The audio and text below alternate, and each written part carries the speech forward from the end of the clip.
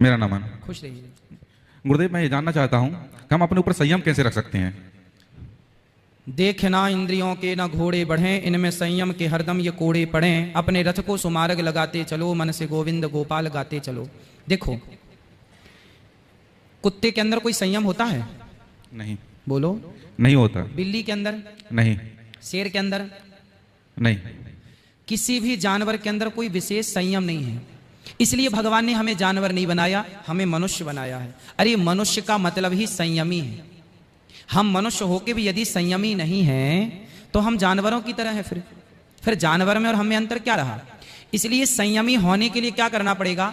हमें सत्संग करना पड़ेगा। खूब सत्संग करो और एक नियम बनाओ कि हम सिर्फ भला करेंगे। समाज में दो चीजें हैं, एक भला एक बुरा, एक अच्छाई एक बुराई। दो चीजें हैं, एक अच्छाई और एक बुराई है। तीसरा क्या है? कुछ भी नहीं। हमें अच्छाई की राह पर चलना चाहिए और हर बुराई को छोड़ना चाहिए। कुत्ता बुराई नहीं छोड़ सकता, बिल्ली बुराई नहीं छोड़ सकती, कोई भी जीव जंतु बुराइयां नहीं छोड़ सकता। वो लड़ना झगड़ना, कुत्ते सवेरे से झगड़ते हैं, शेर बिल्ली कैसे लड़ते हैं, लेकिन हम मनुष्य हैं। हमें ईश्वर ने बुद्धिमान बनाया। जितनी बुद्धि मनुष्य के पास है किसी के पास नहीं। इसलिए सत्संग के बल से, अपनी बुद्धि और विवेक के बल से आप अपने आप को संयमी बना सकते हैं। संयमी मतलब कि हमें क्रोध आएगा पर हम पी जाएंगे, हमें बुराइयां आएंगी पर हम उन बुराइयों को समाहित कर लेंगे भीतर, हम प्रकट नहीं करेंगे।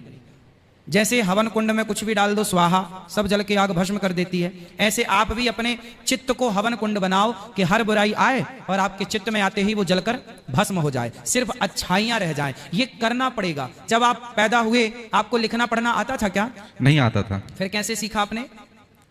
नहीं, माँ बाप ने सिखाया। हाँ। स्कूल में सीखे, गुरुजी ने सिखाया। प्रैक्टिस, हर चीज की क्या की आपने?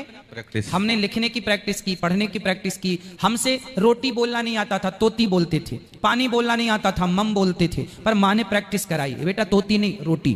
क्या कराई माँ ने? प्रैक्टिस। प्रैक्टिस। हम चलते थे तो गिर जाते थे, फिर माँ ने उंगली पकड़ के हमें चलने की क्या कराई?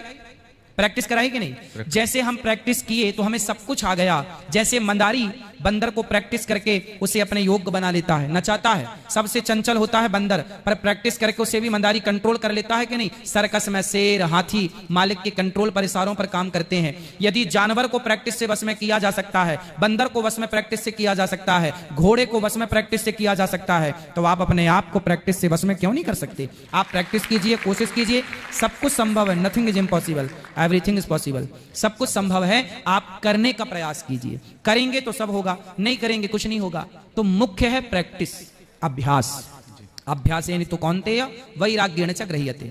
भगवान भी गीता में यही कहते हैं, अभ्यास करने से मन को जीता जा सकता है। अभ्यास करने से आप योगी बन सकते हैं। अभ्यास करने से ईश्वर से मन को आप डायरेक्ट भगवान से बात कर सकते हैं। ये सब प्रैक्टिस से। हमारे ऋषि मुनि सालों साल तक ध्यान में डूबे रहते थे। क्या था? ये प्रैक्टिस ही तो थी। गुरुदेव, आपने बताया सत्संग करें। हाँ। लेकिन सत्संग में मन लगता नहीं है, तो मन को कैसे लगाएं? मन नहीं लगता ये सवाल नहीं होता। छोटे छोटे बच्चे स्कूल जाते हैं क्या? नहीं जाते। माँ बाप उसे क्या करते हैं? जबरदस्ती भेजते हैं, बैठा के आते ऐसे हैं। ही मन को जबरदस्ती लगाओ, सत्संग से जोड़ो, सत्संग में बिठाओ।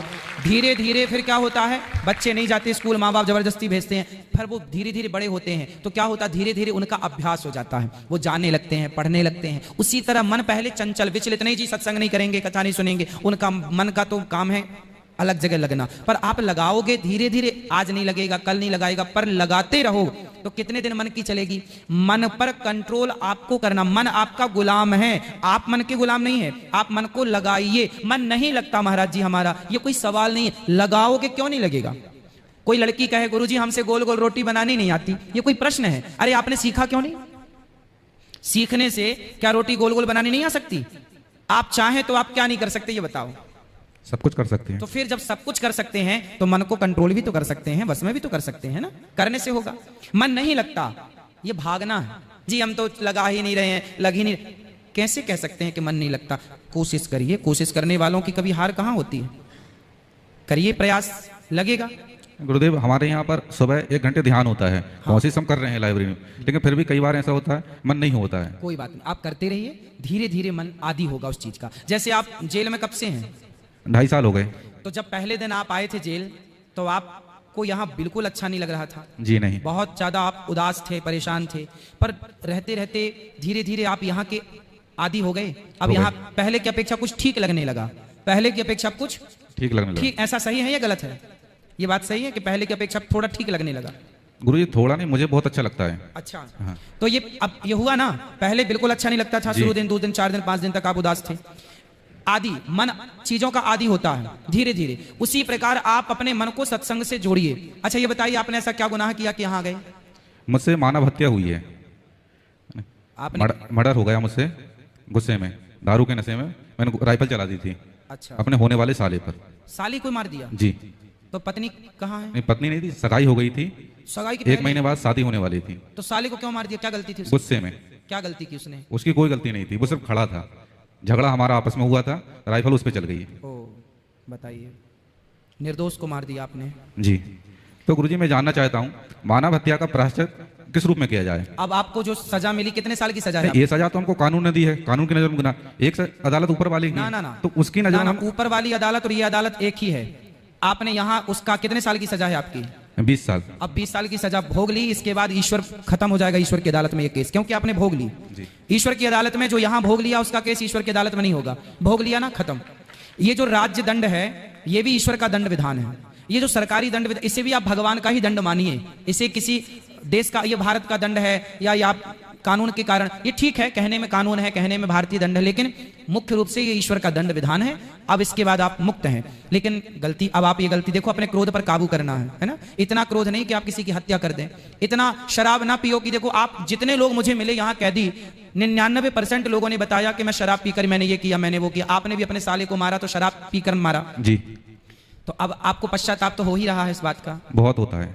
अभी शादी भी नहीं हुई आपकी? नहीं, शादी नहीं हुई है। ओ, शादी भी नहीं हुई, अब 20 साल बाद आप यहाँ से जाएंगे। जी। चलो, अब प्रायश्चित यही है कि आप जो मिल रहा है, अब भगवान का चिंतन करिए। तो इसीलिए तो मुझे बाहर से अंदर अच्छा लगता है, क्योंकि बाहर मैं कभी मंदिर नहीं गया हूँ, कभी मैंने पूजा पाठ नहीं की। हाँ। लेकिन वो चीजें शायद ईश्वर की मर्जी थी, इसलिए मुझे यहाँ पर लेके आए कि भगवान में मन लगे, उनका चिंतन हो। जी जी, चलिए इसी बहाने, इसलिए कुंती बुआ ने भगवान से विपत्ति मांगी, विपदः संतुनः शश्वत तत्र तत्र जगत गुरु, कि इसी बहाने हमारा मन भगवान में लगेगा।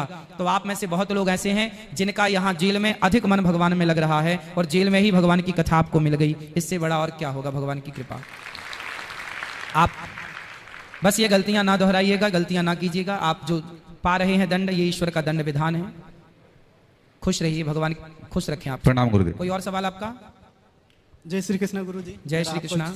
चरण स्पर्श आपको। खुश रहिए। गुरु जी, आप यहाँ जेल में पधारे, आपका बहुत बहुत धन्यवाद। अधीक्षक महोदय जी को भी हमारा बहुत बहुत धन्यवाद, जिनके माध्यम से आपका जेल में आगमन हुआ और हमें ये कथा सुनने का सौभाग्य प्राप्त हुआ। आपको बहुत बहुत धन्यवाद। मुख्यालय के वरिष्ठ अधिकारियों को, जेल स्टाफ को भी बहुत बहुत धन्यवाद। अभी हमारे एक भाई ने बोला कि यहाँ 4 धाम हमको देखने को मिले और 5वां धाम ये है, तो छोटा सा स्पष्टीकरण उसके लिए देने के लिए मैं खड़ा हुआ। जी। इस जेल में जहाँ पर प्रभु जी का जन्म हुआ तो 5वां धाम वैसे भी हो गया। तो बिल्कुल, यही मेरे को स्पष्टीकरण देने के भगवान लिए श्री कृष्ण का जन्म भी जेल में ही हुआ था। तो आप ये समझो कि जेल भी भगवान का घर है और भगवान कण कण में व्याप्त हैं। तो भगवान का ध्यान यहाँ से आप करते रहिए, भगवत चिंतन करते रहिए। आपने जेल का भ्रमण भी करा और जेल की सौंदर्य भी देखी। जी, बहुत अच्छा। यहाँ सुंदर से पुष्प खिले हुए हैं, सुंदर वृक्षावली है। आपने बंदियों का डिसिप्लिन भी देखा और आपने थोड़ी देर पहले भी कहा कि आप लोग इतने अच्छे से बात करते हो। तो ये सब, किसी ने यहाँ पर 5 साल दिए, किसी ने 7 साल दिए, इतने समय में सबकी मानसिकता बदल गई, सब यहाँ पर पश्चाताप करते हैं। अच्छा, जेल में आने के बाद, यहाँ पर आने के बाद ना आप लोग पश्चाताप करते हैं, फिर बाहर जाके कोई अपराध नहीं होता आप लोगों से, है ना? जी। ये सही है ना कि यहाँ आने के बाद फिर व्यक्ति बाहर के लिए बहुत अच्छा हो जाता है। जिसने पश्चाताप नहीं किया होगा तो फिर आएगा। हाँ, कुछ केस हैं 2% मान लो जो यहाँ से जाने के बाद भी गलतियां करते हैं, पर 98% तो मुझे लगता है कि लोग यहाँ से सही होके जाते हैं। जी। कोई सवाल है आपका? नहीं सर, यही स्पष्टीकरण देना आपने था। क्या गुनाह किया कि आप यहाँ आए? मैंने भी मर्डर किया है 302, जो कि मैंने शराब पीकर नहीं, अज्ञानता वर्ष मुझसे हुआ है। अच्छा, किसका मर्डर? मर्डर एक यूपी का एक व्यक्ति था जिससे मेरे छोटे भाई की लड़ाई हुई थी। मेरे को किसी ने बताया कि तेरे भाई की लड़ाई हुई है, तो वहाँ पर गुस्से में तुरंत पहुँच गया और वहाँ पर मैंने ये नहीं देखा कि मेरा भाई उसको मार रहा है, और मैंने भी उसका साथ देते हुए उसका वध किया। तो कैसे मारा उसको? डंडा से सिर पर वार करके। तो कितने वर्ष हो गए आपको यहाँ? 10 साल लगभग कंप्लीट हो गए। और अभी कितने साल और हैं बाकी? नहीं, अब हो जाएगा बस 1 महीने में। अच्छा, 1 महीने में आपका यहाँ से रिहाई है। जी। चलिए, अच्छा है, भगवान आपको सुखी रखें और आप यहाँ से जाने के बाद बहुत अच्छा जीवन बिताइएगा। शादी हो गई आपकी? नहीं, अभी नहीं हुई। अच्छा जीवन बिताइएगा, अच्छे व्यक्ति बनिएगा और समाज की सेवा कीजिएगा। जी। हमें किसी की हत्या करने का अधिकार नहीं है। मैंने आज कथा में बोला ना, हम किसी मरे हुए को जीवित कर नहीं सकते, जीवन दान दे नहीं सकते, तो किसी का जीवन छीनने का अधिकार हमारे पास नहीं है। इसलिए अधिकांश यहाँ लोग मर्डर करके ही आए हैं, अधिकांश।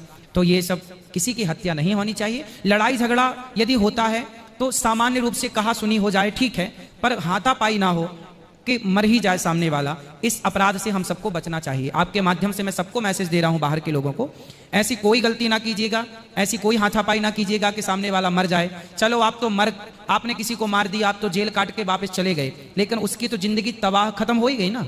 उसके बच्चे, उसकी पत्नी, उसकी माँ, तो वो माँ के हाथ से बेटा निकल गया, पत्नी के हाथ से पति निकल गया, बच्चों के हाथ से बाप निकल गया। आप तो 10 साल बाद, 15 साल बाद चलो वापस घर में चले जाएंगे, लेकिन वो तो खत्म हो गया। उसकी जिंदगी, उसकी पत्नी का कौन भरण पोषण करेगा, कौन उसके बच्चों को पढ़ाएगा लिखाएगा। मतलब एक गलती से आपकी भी, देखो, आपने किसी को मारा तो आपके भी 20 साल खराब हो गए।